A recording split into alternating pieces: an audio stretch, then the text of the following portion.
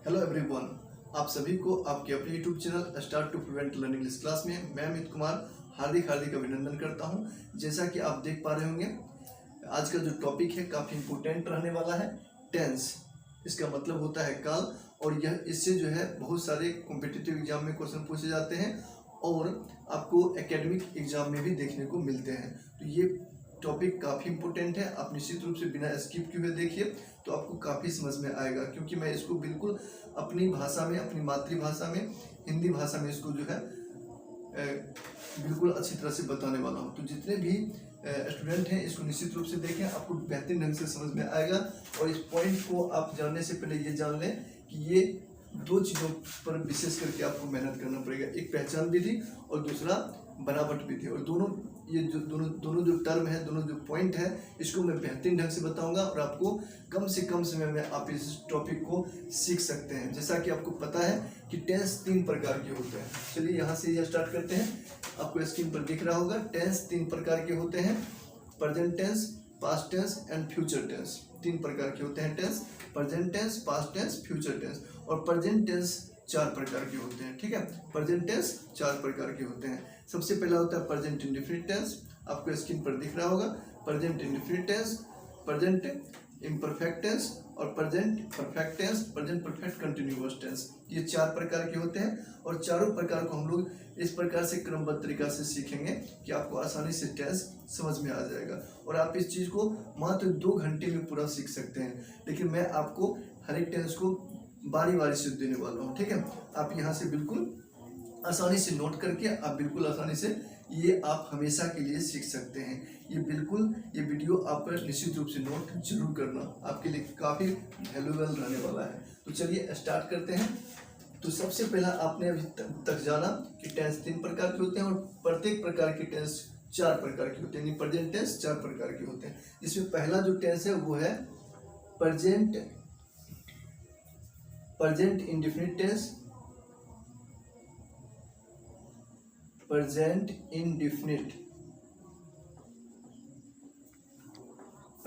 Indefinite tense. और इसके 4 प्रकार होते हैं। प्रेजेंट टेंस के 4 प्रकार होते हैं, जिसमें ये पहला रूप है प्रेजेंट इंडेफिनिट टेंस और इसी का दूसरा नाम है simple present tense. Simple present tense, present tense. आप जान लें कि टेंस का यूज अनुवाद के लिए होता है, लेकिन आप ग्रामर में भी अगर आप इसके अनुवाद को अच्छी तरह से जानते हैं, इसकी पहचान विधि और बनावट विधि को अच्छी तरीके से जानते हैं, तो आप ग्रामर में भी 100% क्वेश्चन सॉल्व कर पाएंगे। तो चलिए इसकी हम लोग जो पहचान विधि है, बनावट विधि है, उसको हम इस प्रकार से आपको बताएंगे ताकि आपको आसानी से समझ में आ जाए। तो प्रेजेंट इंडेफिनिट टेंस के जो है पहचान विधि सबसे पहले में क्या होता है, कैसे पहचानेंगे कि इसके अंतर्गत कैसे वाक्य करने वाले हैं, कैसे वाक्य कराने वाले हैं। तो सबसे पहले आप यहाँ से नोट कर लेंगे, जिस हिंदी वाक्य के मुख्य क्रिया के अंत में, जिस हिंदी वाक्य के मुख्य क्रिया के अंत में ता है, ती है, ते हैं, ठीक, ता है, ती है, ते हैं, ताहूं, तीहूं, ते हो इत्यादि रहे, तो ऐसे वाक्य को प्रेजेंट इंडेफिनिट टेंस के वाक्य समझना चाहिए। यानी कि ऐसे वाक्य को प्रेजेंट इंडेफिनिट टेंस का वाक्य समझा जाता है। आपको ये स्क्रीन पर भी लिखा हुआ दिख रहा होगा, आप यहाँ से नोट कर सकते हैं। तो इसको हम लोग प्रेजेंट इंडेफिनिट टेंस का वाक्य समझेंगे। आपको मुख्य क्रिया के अंत में 6 चीज दिखने वाला है, ता है, ती है, ते हैं, ताहूं, तीहूं, ते हो। ये 6 चीज रहेगा तो आप समझ जाएंगे कि ये क्या है, प्रेजेंट इंडेफिनिट टेंस का वाक्य है। चलिए इसको हमने पहचान तो कर लिया। जैसे ही हमने पहचान कर लिया तो आपको जरूरत पड़ेगी इसकी बनावट की। आखिर इसका बनावट विधि क्या होना चाहिए, कैसे हम इसके बनाएंगे, ठीक है। तो वो आपको समझना काफ़ी इम्पोर्टेंट है। तो इसको आप लोग लिख लें, नोट कर लें। यहाँ से देख सकते हैं सब इसका जो स्ट्रक्चर मेथड होगा, शॉर्ट में हमने लिखा है स्ट्रक्चर मेथड। इसको आप फुल तरीका से लिख सकते हैं, STRUCTURE होता है स्ट्रक्चर मेथड, जिसका मतलब होता है बनावट विधि। और इसके बनाने का जो विधि है वो आपको इस प्रकार से है। सबसे पहले इसमें सब्जेक्ट होता है, क्या होता है, सबसे पहले सब्जेक्ट, उसके बाद होता है वर्ब 1 और इसमें आपको एस या ES ऐड करना पड़ता है वो कैसे कब करते हैं वो हम आपको बताने वाले हैं, इसी में आगे बताएंगे। वर्ब 1 में एस या ई एस जुड़ता है, कभी जुड़ता है कभी नहीं जुड़ता है, लेकिन वो सब्जेक्ट पर डिपेंड करता है, वो भी हम लोग जानने वाले हैं। उसके बाद होता है ऑब्जेक्ट, उसके बाद होता है कंप्लीमेंट, आप फुल स्टॉप का यूज कर सकते हैं। इस प्रकार से आपका ये बनावट विधि होता है। इस बनावट विधि को और पहचान विधि को याद रख करके आप प्रेजेंट इंडेफिनिट टेंस के अनुवाद कर सकते हैं आसानी से। विश्वास मानिए, इसमें आपको बहुत सारे सेंटेंस को आप आसानी से वाक्य बना पाएंगे। तो इसके वाक्य प्लान में क्या होगा, ठीक है। तो सबसे पहले जैसे कि लिखा हुआ है, मैं क्रिकेट खेलता हूँ, मैं क्रिकेट खेलता हूँ।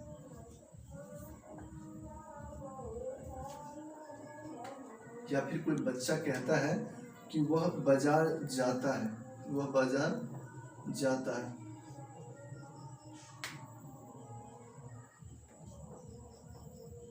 लिखा हुआ मीरा बाजार में सब्जी खरीदती है, बाजार में सब्जी खरीदती है। इस प्रकार का सेंटेंस रहे तो आप आसानी से समझ जाएंगे कि ये जो है सेंटेंस प्रेजेंट इंडेफिनिट टेंस के सेंटेंस है। मीरा बाजार में सब्जी खरीदती है। जैसे तुम फुटबॉल खेलते हो, तुम फुटबॉल खेलते हो। तो इस प्रकार के सेंटेंस आपको देखने मिले तो आप समझ जाएं कि ये प्रेजेंट इंडेफिनिट टेंस का वाक्य, क्योंकि इसके लास्ट में क्या है, ता है, ती है, ते है। इस प्रकार से आपको रहेगा और ताहू भी रहेगा, ठीक है। जैसे यहाँ पे मैं क्रिकेट खेलता है नहीं होगा, मैं क्रिकेट खेलता हूँ रहेगा, ठीक है। तो यहाँ पे आप नोट कर लेंगे, हूँ होना चाहिए।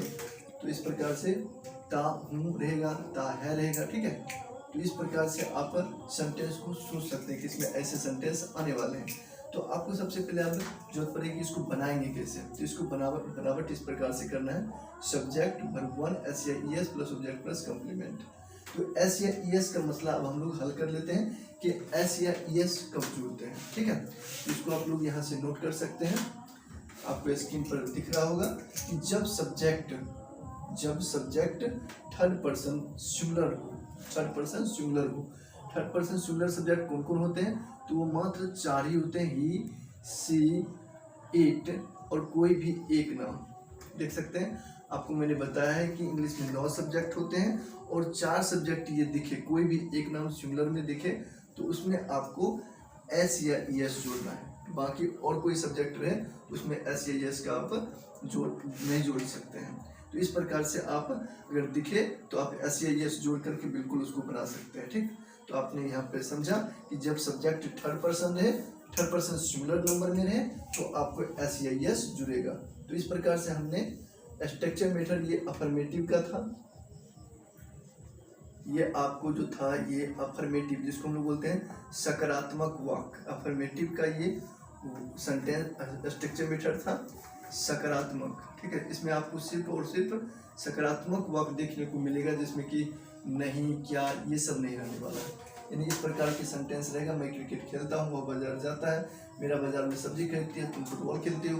तो इस प्रकार के सेंटेंस अफर्मेटिव के सेंटेंस। उसको बनाने का नियम क्या है, तो ये आप याद रखेंगे, सब्जेक्ट प्लस वर्ब 1 एस या E S plus object plus complement. तो इस प्रकार से आप यहाँ तक नोट कर सकते हैं। और फिर हम लोग अब देखने वाले हैं निगेटिव सेंटेंस। तो निगेटिव सेंटेंस के जो है स्ट्रक्चर मेथड किस प्रकार होगा, सबसे पहले हम इसका पहचान कर लें। तो निगेटिव सेंटेंस का वाक्य कैसे होगा, जैसे मैं क्रिकेट नहीं खेलता हूँ, इसमें आ गया नहीं, तो ये हो गया आपका निगेटिव सेंटेंस। जैसे क्या रहेगा, मैं क्रिकेट नहीं खेलता हूँ, तो आप तो समझ गए होंगे। वह बाजार नहीं जाता है, मेरा बाजार में सब्जी नहीं खरीदती है, तुम फुटबॉल नहीं खेलते हो, तो नहीं आ गया, तो ये आपका क्या हो गया, निगेटिव सेंटेंस का स्ट्रक्चर मेथड, ठीक। तो निगेटिव सेंटेंस का स्ट्रक्चर मेथड कैसे हो, निगेटिव सेंटेंस वाक्य हो जाएगा, ठीक है। तो इस प्रकार से निगेटिव सेंटेंस दिखे तो उसको हम लोग कैसे बनाएंगे, ये इंपॉर्टेंट रहता है जानना। तो चलिए इसके स्ट्रक्चर मेथड को हम लोग देख लेते हैं, इसकी बनावट विधि को हम लोग नोट कर लेते हैं। तो सबसे पहले इसमें हो जाएगा सब्जेक्ट प्लस डू या does plus not plus verb 1 plus object plus complement, यानी कि इसमें भी आपको वर्ब वन रहेगा। इसमें एस या ई एस जो सब्जेक्ट की बात होता था, वर्ब एस या ई एस जो जुड़ता था वो आपका हट जाएगा, यानी कि अफर्मेटिव में ही ये होता है। बाकी अब जो है डू या डज और not plus verb one plus object plus complement का यूज करना है। तो ये स्ट्रक्चर मेथड आप नोट कर लेंगे और आसानी से याद रख सकते हैं। सब्जेक्ट प्लस डू या does plus not plus verb one plus object plus complement plus full stop. आपको मैं यहाँ पे बता दूँ कि ये ऑब्जेक्ट और सब्जेक्ट क्या होता है। एक बार यहाँ पर ध्यान दें आप कि सब्जेक्ट क्या होता है। तो ये जो सेंटेंस लिखा हुआ है, मैं क्रिकेट खेलता हूँ, इसमें आप कौन से प्रश्न करेंगे। जैसे कौन खेलता हूँ, तो मैं क्रिकेट खेलता हूँ, तो मैं जो है ये आपका सब्जेक्ट हो जाएगा। वह बाजार जाता है, तो इसमें सब्जेक्ट कैसे हम पहचान करेंगे, तो इसमें जो है आपको वह जो है ये आपका सब्जेक्ट हो जाएगा। ठीक है, जैसे मीरा बाजार में सब्जी खरीदती है, तो ये आपका कौन सब्जी खरीदती है, कौन से प्रश्न करने पर आपको सब्जेक्ट मिल जाता है। ठीक, तो इस प्रकार से हमने सब्जेक्ट का पहचान कर लिया। इसमें ऑब्जेक्ट कैसे हम पहचान करेंगे, तो ऑब्जेक्ट का मतलब होता है कर्म। ठीक है, ऑब्जेक्ट का मतलब क्या होता है, कर्म। तो ऑब्जेक्ट का पहचान करने के लिए आप वर्ब के साथ क्या का प्रश्न करें। जैसे कि क्या खेलता है, तो क्रिकेट, तो क्रिकेट आपका ये हो गया ऑब्जेक्ट। ठीक है, और ये जो है क्या खेलते हैं, फुटबॉल। क्या खरीदता है, सब्जी। तो इसमें ऑब्जेक्ट हैं और किसी सेंटेंस में सब्जेक्ट ऑब्जेक्ट नहीं भी रह सकते हैं, तो आपको सिर्फ वर्ब तक ही बना देना है, सीमित कर देना है। अगर आपको कम्प्लीमेंट देखिए, कम्प्लीमेंट का मतलब होता है पूरक, यानी कि पुराने वाला, और जितने भी एक्स्ट्रा वर्ड्स होते हैं वो आपके कम्प्लीमेंट कहलाते हैं। तो आप सारे वर्ड को तब लिख सकते हैं। जैसे कि यहाँ पर लिखा हुआ है कि नीतीश कुमार मंच पर भाषण देते हैं, नीतीश कुमार मंच पर भाषण देते हैं। ये जैसे कि हो गया एक सेंटेंस है यहाँ पे, नीतीश कुमार मंच पर भाषण देते हैं। क्या देते हैं, तो भाषण। भाषण आपका यहाँ हो गया, क्या हो गया, भाषण देते हैं। ये आपका जो है क्या भाषण देते हैं, तो ये हो गया क्या देते हैं, तो भाषण।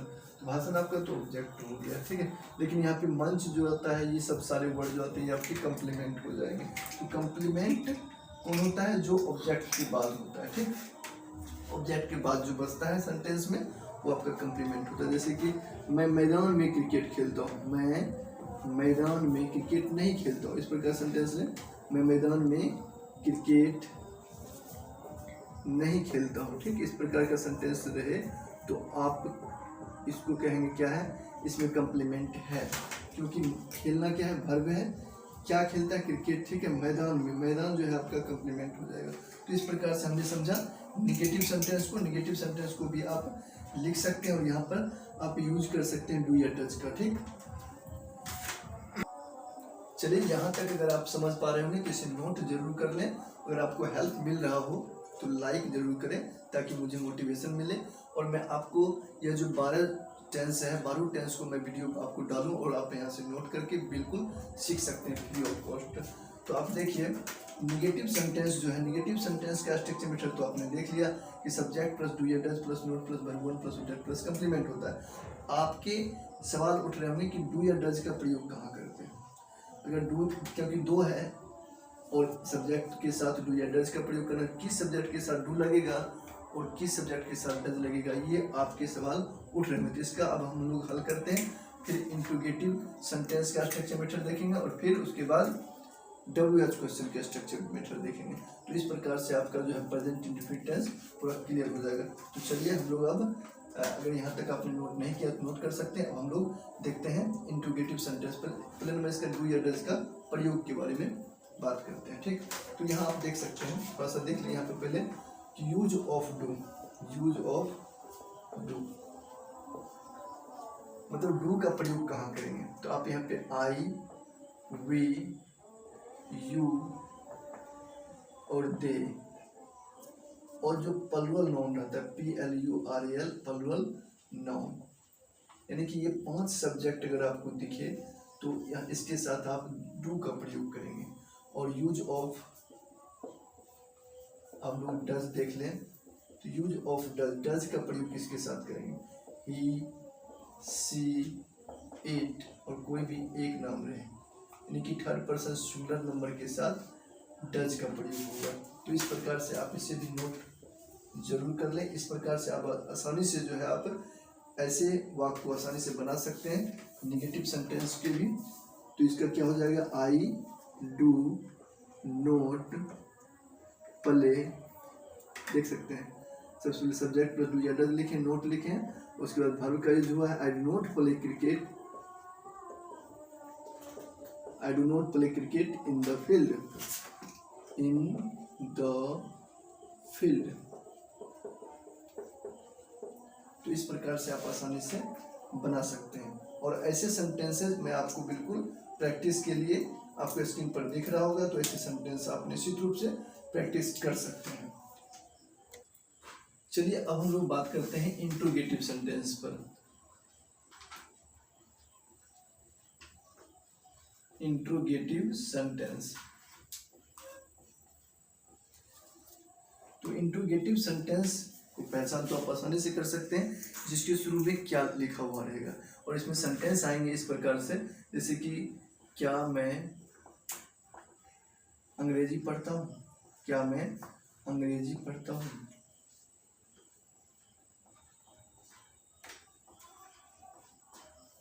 क्या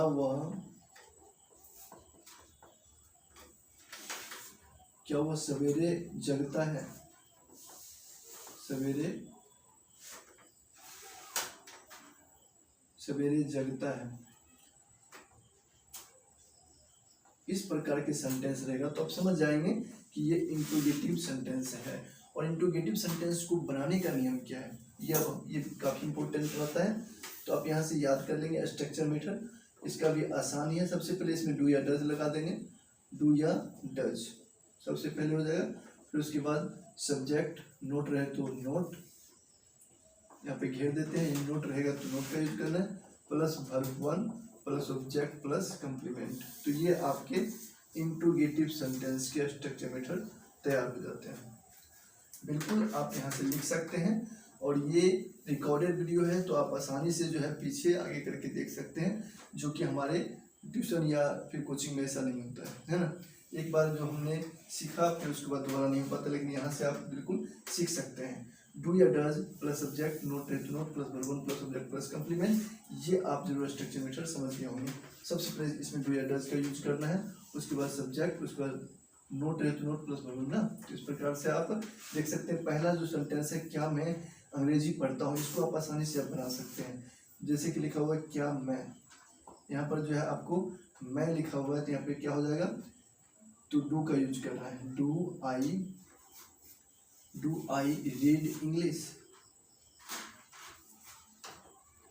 डू आई रीड इंग्लिश। इसमें प्रश्नवाचक चिन्ह का आप जरूर यूज करेंगे, प्रश्नवाचक चिन्ह यहाँ पर लिख देते हैं स्ट्रक्चर मेथड में भी। तो आप इस प्रकार से डू आई रीड इंग्लिश ये आप बोल सकते हैं।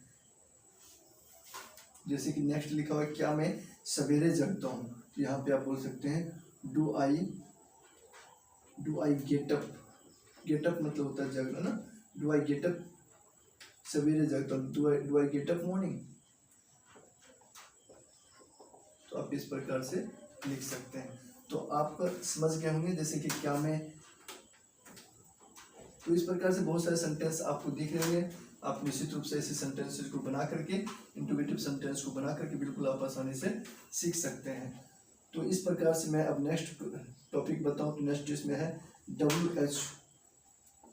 WH वर्ड पर जो है आपको रहेगा। WH वर्ड वाले सेंटेंस कैसे बनाएंगे, तो WH वर्ड वाले जो सेंटेंस होता है, या फिर यहाँ पे लिख सकते हैं WH क्वेश्चन। WH क्वेश्चन वाले जो सेंटेंसेस रहता है वो कैसा होता है, तो उसमें जो है आपको छह से ज़्यादा भी WH क्वेश्चन होते हैं। हम आपको यहाँ पे बता रहे हैं कि कुछ 6 ऐसे WH क्वेश्चन जो WH से वर्ड बनते हैं। जैसे कि हो गया यहाँ पे क्या, सबसे पहले हो गया व्हाट, उसके बाद हो गया आपका व्हेन, आपका हो गया व्हाई, आप यहाँ से नोट कर सकते हैं। आपका हो गया HOW हाउ, आपका हो गया WHERE वेयर। तो ऐसे जो है आपको देख सकते हैं W और S से ही ये सारे शब्द, इसलिए इससे सेंटेंस का जो है WH क्वेश्चन सेंटेंस नाम दिया गया। तो ऐसे सेंटेंस कैसे सेंटेंस दिखेंगे, तो इसमें जो है आपको सेंटेंस दिखेंगे कि आपको बीच में जो है आपको ये सारी चीज़ें रहेंगी, जैसे कि वह क्या खेलती है, वह क्या पढ़ती है, जैसे वह क्या पढ़ती है। तो इस प्रकार से आप देख सकते हैं कि इसमें बीच में क्या लिखा हुआ है ना। तुम क्यों दौड़ते हो, है ना। इस प्रकार के सेंटेंस आपको देखने मिले तो आप समझ जाना कि ये WH क्वेश्चन के वाक्य हैं। तो इसको बनाएंगे कैसे वो हम लोग जान लें। आपको व्हाट मतलब क्या होता है, क्या, व्हेन मतलब क्या होता है, कब, ये भी आप नोट कर सकते हैं। और भी WH क्वेश्चन वाले वर्ड होते हैं, WH वर्ड होते हैं। व्हाई मतलब होता है क्यों, ये सारे आपको दिखे तो आप इस प्रकार से बना सकते हैं। हाउ मतलब होता है कैसे, वेयर मतलब होता है कहाँ। तो आपने अभी जाना ये सारे वर्ड हैं जो आपको बीच में दिखे तो आप समझ रहे हैं ये WH क्वेश्चन है। और इसको बनाएंगे कैसे, तो इसको बनाने का नियम है वो आप निश्चित रूप से नोट कर सकते हैं। यही तो मेन है जो अगर आप बनावट विधि और पहचान विधि अगर आप कंप्लीट कर लेते हो तो आप आसानी से ग्रामर की क्वेश्चन और अनुवाद को आसानी से बना सकते हैं। तो ये बहुत ही इजीली है, लेकिन इसको प्रैक्टिस करना पड़ेगा। जितना आपका प्रैक्टिस रहेगा उतना आपको टेंस आसान हो जाएगा समझना। तो चलिए इसके स्ट्रक्चर मेथड को देखते हैं। तो इसमें सबसे पहले होता है, इसमें सबसे पहले आप लिखेंगे यहाँ पर WH वर्ड।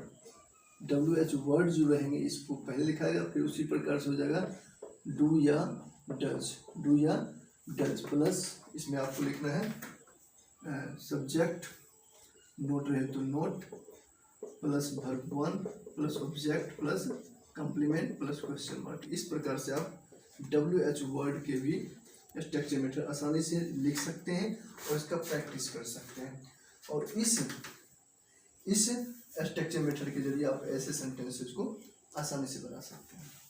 तो आपको देख सकते हैं, मैं एक बना के आपको बता दूं, वह क्या पढ़ती है, वह क्या पढ़ती है। तो यहाँ पर हो जाएगा आपको सबसे पहले व्हाट, उसके बाद डू या डज में से हो जाएगा तो क्या हो जाएगा डज, व्हाट डज। इसका मैंने प्रयोग बताया है। यहाँ पे आपको ही या सी है तो सी के साथ भी डज लगता है। What does she, what does she, ठीक है, क्या पढ़ती है, व्हाट डज सी रीड।